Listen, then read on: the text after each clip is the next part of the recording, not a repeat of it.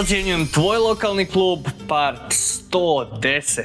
NK Vrbovec. S vremena na vrijeme znam se zeznuti pa ubaciti u serijal klub koji se možda na prvu i ne čini tako lokalan. Vrbovec je definitivno jedan od njih, a za idući video obećavam bit će klub sa samih margine nogometa. Ali evo, Vrbovec je tu mač, znam. No, ekipa igra na gradskom stadionu u Vrbovcu. Čim se teren naziva stadion, možete misliti o kakvim je to razmjerima riječ. Predivan tepih od travnjaka, velike tribine, slačionice, iz snova za udrice nogom u dupe od sreće i bome, naravno, ništa to ne ide bez sponzora kojih oni imaju pa jako puno. No sve je to u redu, treba podržati nogomet na svim razinama. Na njihovom terenu se čak održavaju ovih dana i međunarodne utakmice, tako da besplatan je ulaz, slobodno odite tamo pogledati repkice u 18. A dok nema takvih utakmica, naravno, ljeti se događaju i dječji turniri. Seniori su pak svoju kampanju za ovu godinu počeli pobjedom protiv Libertasa i tako poslali snažnu poruku da se na njih može računati na ovim višim mjestima i da drugo mjesto nije bilo slučajno prošle sezone. Grb nogometnog kluba Vrbovec, kojeg ti momci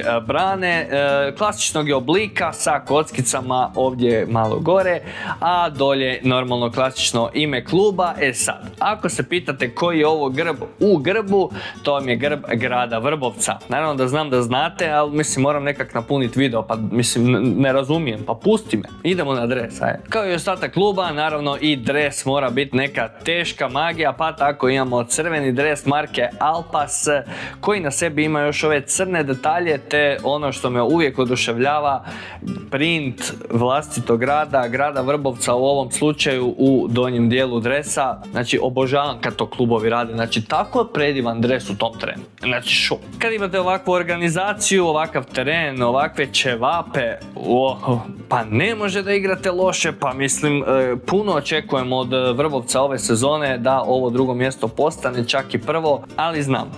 Treba nam ipak jedan pravi lokalac, blato, piva, ogradica i lagano odojak nakon utakmice.